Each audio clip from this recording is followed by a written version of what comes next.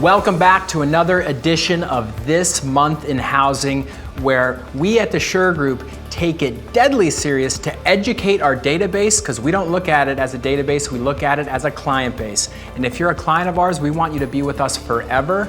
And just because you're not transacting right now doesn't mean we don't want to educate you. So 2 topics today: mortgage rates and inventory.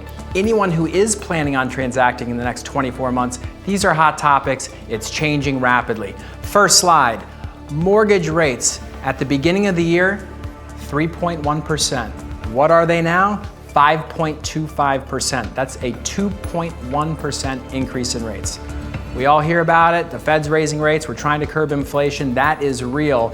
But soundbite to remember, everything could be different for you based on your creditworthiness, your income, your employment verification.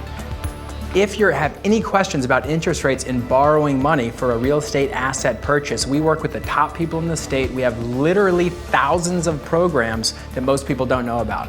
You can go to Bank of America or whatever and see the interest rate. That might not apply to you, but just know the rates are indeed going up. Len Kiefer, the deputy chief economist for a little company called Freddie Mac, you should know who that is.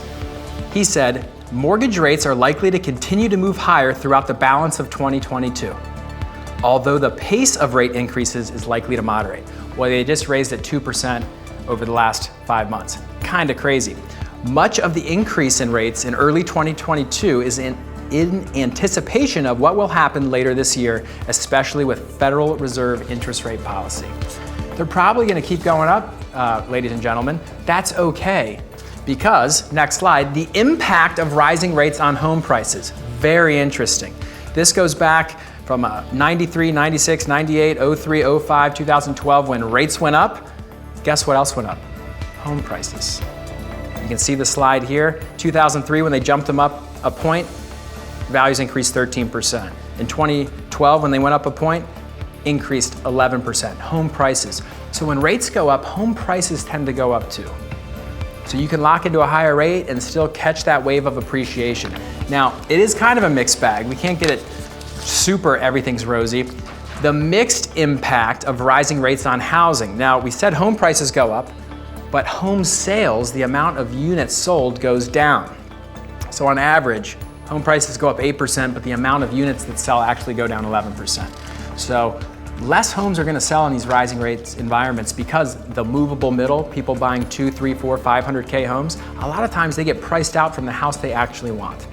So it's not all sunshine and rainbows. We're not pretending to be Pollyanna. We're just here to educate you as our clients because we care about you knowing the real deal information, live, local, and deal making here at the Sure Group. All right, next slide.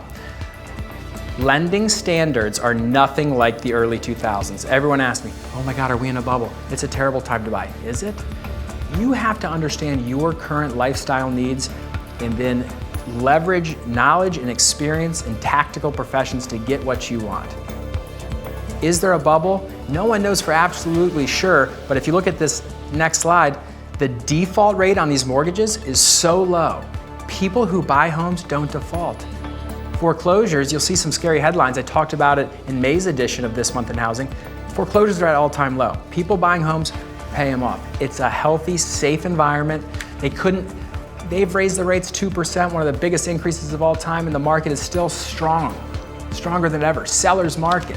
It's wild, and we're safe.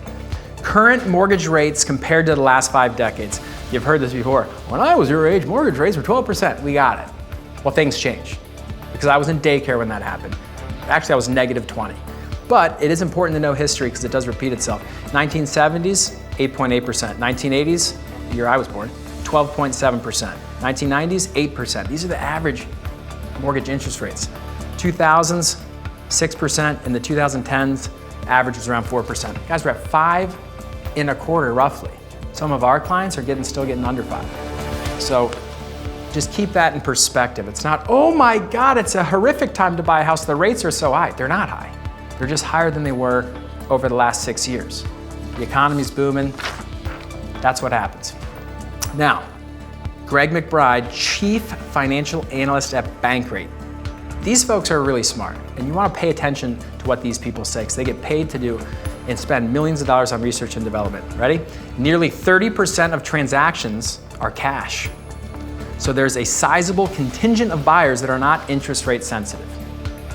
It's just good to know. If you're a seller, you might find a cash buyer. People are cash heavy. Who has all this cash? Probably people who are pretty savvy.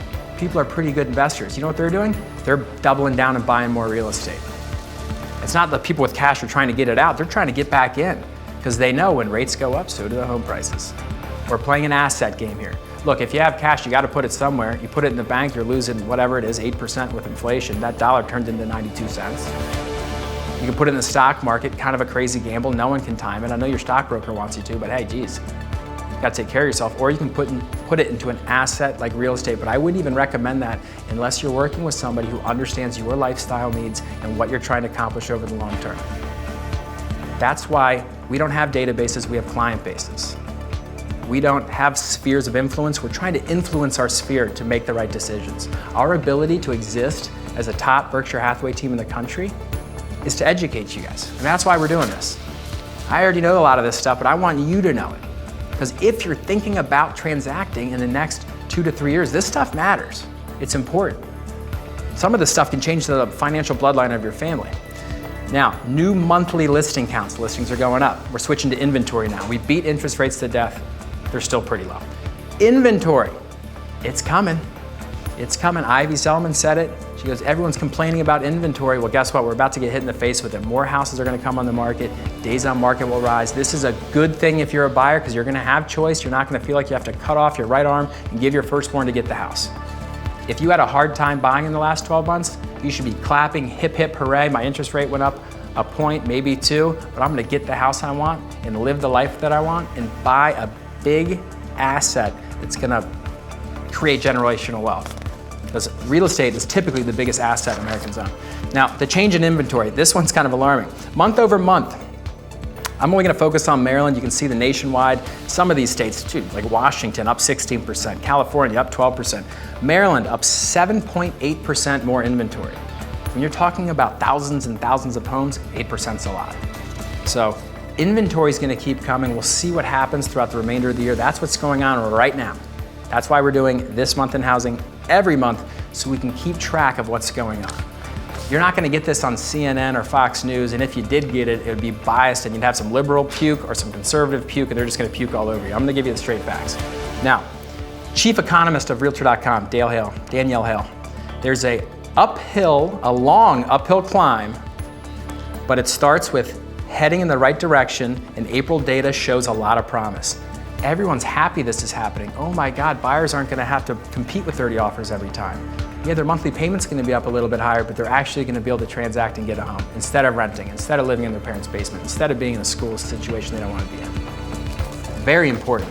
So we're really excited about the market that's coming. Home price forecast. We're going to end on the last couple slides here. If you look at all the top people who have a really good track record of predicting things accurately, between Fannie Mae, Freddie Mac, CoreLogic, NAR, my favorite, Ivy Zellman. Real quick, Google Ivy Zellman. She's the most badass woman of all time. Wall Street darling, called the crash. She's so accurate and her research is so prestigious that people pay for it. She doesn't give it away. She could post it. People pay for it all the time.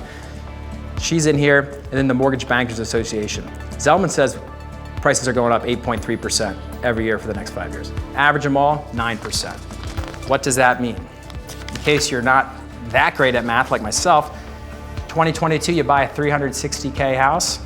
Next year it's 392, 2024 it's 411, 2025 it's 426, 2026 it's 440. This is an amazing slide.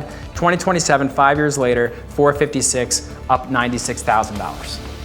But what if there's a crash? These are the smartest people that the industry can find who all they do is study the charts, study the data, monitor the Fed, and are acutely aware of all the macro sociologic trends.